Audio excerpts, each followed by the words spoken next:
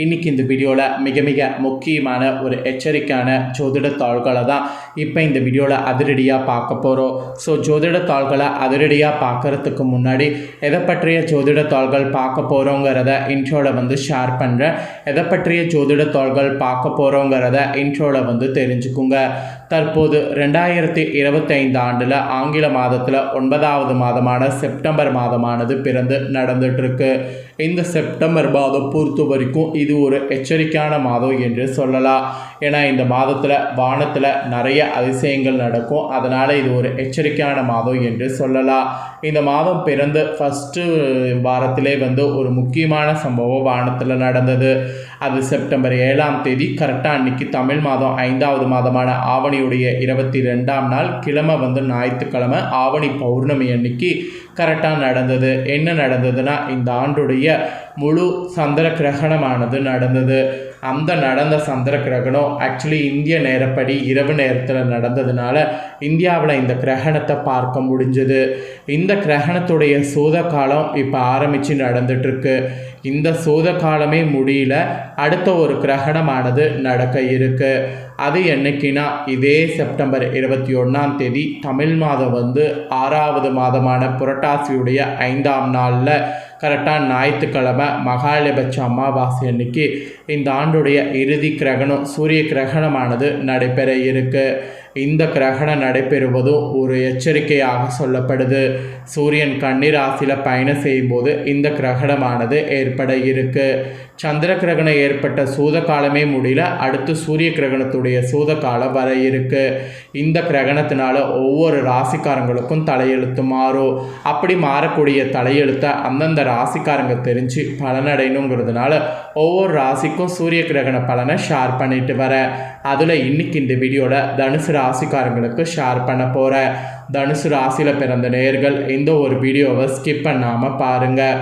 உங்களோட ராசிக்கு கிரகணத்துடைய பலன் என்னங்கிறத தெரிஞ்சு அதற்கேற்ப நடந்து பலன் பெறுங்க. அதுக்கு முன்னாடி நடக்கக்கூடிய இந்த சூரிய கிரகணத்தன்னைக்கு என்ன செய்யணும் செய்யக்கூடாதுங்கிற விஷயங்களை ஷேர் பண்ண போகிறேன். முதல்ல அதை தெரிஞ்சுக்குங்க. அதுக்கப்புறம் உங்களுக்கான பலனை நட்சத்திரத்துக்கு ஏற்பவே பார்க்கலாம். சூரிய கிரகணம் வரக்கூடிய செப்டம்பர் 21ஆம் தேதி ஞாயிற்றுக்கிழமை நிகழ்கிறது. இந்த சூரிய கிரகணம் இந்தியாவில் தெரியாது. ஏன்னா இந்த ஆண்டின் கடைசி சூரிய கிரகணம் செப்டம்பர் 21ஆம் தேதி ஞாயிற்றுக்கிழமை இந்தியாவில் இரவு நேரத்தில் நிகழ்கிறது. நிகழக்கூடிய இந்த சூரிய கிரகணம் இரவு நேரத்தில் பதிவாகிறதுனால இந்தியாவில் இந்த கிரகணமானது தெரியாது. ஆக்சுவலி இந்த ஆண்டின் முதல் சூரிய கிரகணம் கடந்த மார்ச் 29ஆம் தேதி 2025 அன்னைக்கு நிகழ்ந்தது. அதே நாளில் மார்ச் 29ஆம் தேதி சனி பகவான் மீன ராசிக்கு பயிற்சி அடைந்தார். சனி பயிற்சி அன்னைக்கு இந்த ஆண்டின் முதல் சூரிய கிரகணம் நடந்தது. இந்த ஆண்டில் ரொம்ப விசேஷமாக அமைந்தது. இருப்பினும் இந்த சூரிய கிரகணமும் இந்தியாவில் தெரியல. இப்போது இந்த ஆண்டின் 2வது கடைசி சூரிய கிரகணம் கூடிய விரைவில் செப்டம்பர் 21ஆம் தேதி நிகழ இருக்கு. அன்னைக்கு மகாலய அமாவாசை. அதனால் 2வது சூரிய கிரகணமும் ரொம்ப விசேஷம். இந்தியாவில் தெரிய வாய்ப்பு கிடையாது. காரணம் என்னென்னா, இந்த சூரிய கிரகணம் செப்டம்பர் 21ஆம் தேதி அன்னைக்கு இரவு 11 மணிக்கு தொடங்கி செப்டம்பர் 22ஆம் தேதி அதிகாலை 3:24 மணி வரைக்கும் இருக்குது. ஸோ இரவு நேரத்தில் சூரிய கிரகணம் இந்தியாவில் தெரியுது பதிவாகிறதுனால இந்த கிரகணத்தை இந்தியாவில் பார்க்க முடியாது. ஆனால் மற்ற நாடுகளில் 2வது சூரிய கிரகணம் பார்க்கலாம். அமெரிக்கா, ஆஸ்திரேலியா, நியூசிலாந்து, பெல்ஜியம், அப்புறம் அட்லாண்டிக் பெருங்கடல் இந்த மாதிரியான பகுதிகளில் கிரகணமானது தென்படும். அதே போல் இந்த கிரகணம் நடக்கக்கூடிய அன்னைக்கு வானத்தில் என்ன நடக்குங்கிறத சொல்கிறேன். கிரகணம் நடக்கக்கூடிய அன்னைக்கு வானத்தில் சூரியன் மறைக்கும் இருள் நிறைந்து காணப்படும். அதாவது கிரகண நேரத்தில் இருள் சூழ்ந்து வானம் காணப்படும். அதுவும் சூரிய கிரகணத்தை பொறுத்த வரைக்கும் சூரியன் மறைந்து இருள் காணப்படும். இதுதான் சூரிய கிரகணத்தன்னைக்கு நடைபெறக்கூடிய விஷயம். கோள்கள் சுற்றி வரும்போது சூரியன் ஒளி பூமியின் மீது படாதவாறு நடுவில் நிலவு மறைந்து கொள்ளும். இதனால் சூரிய கதிர்கள் இருக்குல்ல, அது பூமியின் மீது சில மணி நேரங்கள் படாமல் இருக்கும். இப்படி இருக்கக்கூடிய நாள் ஒரு எச்சரிக்கையான நாள். இந்த எச்சரிக்கையான நாளில் சில விஷயங்கள் செய்யணும், செய்யக்கூடாது. அது உங்கள் ராசிக்கு என்னங்கிறத சொல்கிறேன். ஃபஸ்ட்டு கிரகணத்தின் போது செய்ய வேண்டியதை சொல்கிறேன். அதை முதல்ல தெரிஞ்சுக்குங்க. தர்பை அல்லது துளசி இலைகளை உணவு மற்றும் தண்ணீரில் போடணும். அதனால் கிரகணத்தின் எதிர்மறை தாக்கம் அதில் ஏற்படாமல் இருக்கும். அப்புறம் கிரகணத்திற்கு பிறகு அவற்றை நாம் பயன்படுத்துவதற்கு ஈஸியாக இருக்கும். அதனால் ஃபஸ்ட்டு செய்ய வேண்டியது இது. ரெண்டாவது, கிரகணத்தின் போது கடவுள் வழிபாட்டில் அதிகபட்ச நேரத்தை செலவிடணும். மூணாவது, வீட்டின் பூஜை அறை கதவை மூடி வைக்கணும். ஏன்னா கோவில்கள் கதவுகளே மூடப்பட்டிருக்கும், அதனால் வீட்டு பூஜை அறை கதவும் மூடி இருக்கணும். ஸோ இது 3 செய்ய வேண்டிய விஷயங்கள். அப்புறம் கிரகணத்தின் போது செய்யக்கூடாத விஷயங்கள் உங்களுக்கு சொல்லப்பட்டிருக்கு. அது என்னங்கிறத சொல்கிறேன், அதை தெரிஞ்சுக்குங்க. கிரகணத்தின் போது எதிர்மறை ஆற்றல்கள் அதிகரிக்கும். எனவே இந்த நேரத்தில் எந்த சுபகாரியமும் செய்யக்கூடாது. அப்புறம் கிரகணத்தின் போது பயணம் செய்வதை தவிர்க்க வேண்டும். மூணாவது, சூரிய கிரகணத்தின் போது உணவு சமைக்கிறது, காய்கறி நறுக்கிறது, உரிக்கிறது போன்ற வேலை செய்கிறதோ உணவு உண்ணவோ கூடாது. அப்புறம் நாலாவது, கர்ப்பிணிகள் கிரகண நேரத்தில் கத்தி, கத்திரிக்கோள் அல்லது கூர்மையான பொருட்களை பயன்படுத்தக்கூடாது. அவற்றை கையில் எடுக்கவே கூடாது. அப்புறம் ஐந்தாவது, கிரகணத்தின் போது ஊசியில் நூல் கோர்ப்பது, தையல் வேலை பார்ப்பது போன்றவை கூடாது. ஸோ இந்த 5 விஷயங்களும் செய்யக்கூடாது என்பது குறிப்பிடப்பட்டிருக்கு. அதனால் இந்த 5 விஷயங்களுமே தயவு செய்து செய்யாதீங்க. ஸோ இவ்வளோ நேரம் கிரகணத்தை பற்றி பார்த்துட்டோம். இப்போ உங்களோட ராசி நட்சத்திரத்துக்கு என்ன பலன் கிடைக்குங்கிறத பார்க்கலாம் வாங்க. தனுசு ராசி மூலமில் பிறந்தவங்களுக்கு ஃபஸ்ட்டு சொல்லப்பட்டிருக்கு. தெய்வ அருளும் பெரியோர் துணையும் கொண்டு சூரிய சிந்தனையோடு வாழக்கூடியவங்களுக்கு இந்த கிரகணத்திலிருந்து யோகங்கள் தான். பாகிஸ்தானத்தில் ஞான மோட்சக்காரகன் சஞ்சரிப்பதால் உலக பற்றியும் உறவுகள் பற்றியும் தெளிவு ஏற்படும். பெரியோர் ஆதரவு, தெய்வ அருள் கிடைக்கும். உங்கள் பாக்கியாதிபதி சூரியன் ஜீவனஸ்தானத்தில் சஞ்சரிப்பதால் தொழில் வியாபாரம் முன்னேற்றம் பெறும். வேலையில் ஏற்பட்ட பிரச்சனைகள் முடிவுக்கு வரும். வேலைக்காக முயற்சி செய்பவர்களுக்கு எதிர்பார்த்த வேலை கிடைக்கும். புதிய தொழில் தொடங்க மேற்கொண்ட முயற்சி வெற்றி பெறும். பணவரவு அதிகரிக்கும். அரசியல்வாதிகளுக்கு செல்வாக்கு உயரும். கலைஞர் வியாபாரிகளுக்கு புதிய ஒப்பந்தம் கிடைக்கும். ஆன்மீகவாதிகள் நிலை உயரும். அரசு ஊழியர்களுக்கு எதிர்பார்த்த இடமாற்றம், பதவி உயர்வு கிடைக்கும். வேலை நிரந்தரமாக உங்களுக்கு எதிர்பார்த்து காத்திருக்கிறவங்களுக்கு நல்ல தொழில்கள் வரும். குடும்பத்தில் இருந்த குழப்பங்கள் விலகும். அதிர்ஷ்டக்காரகன் சுக்கிரன் சஞ்சாரம் சாதகமாக இருப்பதால் வருமானம் அதிகரிக்கும். உதவி என கேட்பவர்களுக்கு உதவி செய்யக்கூடிய நிலை உண்டாகும்.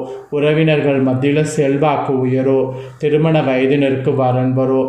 எடுக்கக்கூடிய முயற்சி வெற்றி பெறும். விவசாயிகளுக்கு எதிர்பார்த்த ஆதாயம் கிடைக்கும். ஸோ இந்த நட்சத்திரத்தில் பிறந்தவங்க இதுதான் உங்களுக்கு பலன். இதற்கேற்ப நடந்து பலன் பெறுங்க. அப்புறம் போராடமில் பிறந்த தனுசு ராசிக்கு சொல்லப்பட்டிருக்கு. நினைத்ததை சாதிக்க வேண்டும் என்ற நோக்கத்தோடு வாழ்ந்து வரக்கூடிய உங்களுக்கு புரட்டாசியுடைய இந்த கிரகணம் அதிர்ஷ்டமாக இருக்கும். அதிர்ஷ்டக்காரகன் சுக்கிரன் சாதகமாக சஞ்சரிப்பதால் எதிர்பார்ப்பு நிறைவேறும். வரவு அதிகரிக்கும். தொழில் வியாபாரம் முன்னேற்றம் பெறும். புதிய வாகனம், நவீன பொருட்கள் வாங்குவீங்க. குடும்பத்தில் நிம்மதி உண்டாகும். தம்பதிகளுக்குள் ஏற்பட்ட பிரச்சனைகள் விலகும். வரவேண்டிய பணம் வரும். இருப்பதை வைத்து புதிய முயற்சிகளை மேற்கொள்வீங்க. உதவி என கேட்டு வருபவர்களுக்கு உதவி புரிவீங்க. சகாயஸ்தானத்தில் சஞ்சரிக்கக்கூடிய ராகு எடுக்கக்கூடிய முயற்சிகளை வெற்றியாக்குவார். தைரியம், தன்னம்பிக்கை அதிகரிப்பார். இதனால் வர மற்றவர்களுக்கு கட்டுப்பட்டு இருந்த நிலை மாறி சுயமாக முடிவெடுக்கக்கூடிய நிலை உண்டாகும். உங்கள் செல்வாக்கு உயரும். அதுவும் புதன் சாதகமாக இருப்பதால் நினைத்ததை நிறைவேற்றிக்குவீங்க. எடுத்த வேலைகள் நடந்தேறும். சப்தமஸ்தானத்தில் சஞ்சரிக்கக்கூடிய ராசிநாதன் குரு உங்கள் நிலையில் முன்னேற்றத்தை ஏற்படுத்துவார். திருமண வயதினருக்கு வரன் வரும். வாழ்க்கை துணை இழந்தவர்களுக்கு, பிரிந்தவர்களுக்கு மறுமண வாய்ப்பு உருவாகும்.